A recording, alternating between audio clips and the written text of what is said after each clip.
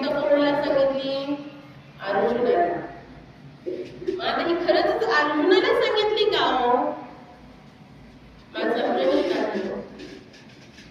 आणि तुम्ही सगळेजण बोलणार आहात कारण की मी कशी छोटी आहे की नाही अजून, त्याच्यामुळे मी एकटी प्रवचन नाही करणार. तर तुम्ही मला थोडंफार सांगा, मी विसरून जाते.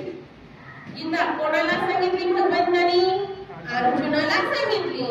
का सांगितली? तर अर्जुनाला प्रश्न पडला होता की भगवंता, माझं मन चंचल आहे, पुढे येणार आहे प्रवचनामध्ये मी अर्थ संदर्भ लावून देते. भगवंता, माझं हे जे काही मन आहे ते चंचल आहे आणि त्याला स्थिर करण्यासाठी मी काय करू?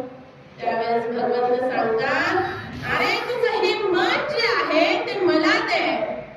आज आपण मंदिरामध्ये बघतो सप्ताह झाला, कोणी येतं, कोणी सोनं देतं, कोणीतरी येतं चांदी देतं.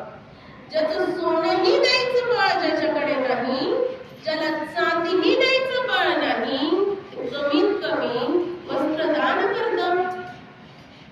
म्हणजे तुम्ही सगळं काही करता, नाही वस्त्रदान झालं तर काय करता?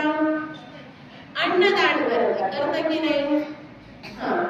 मग ते अन्नदानही करता, पण तुमचं जे काही मन आहे ते भगवंताला देता.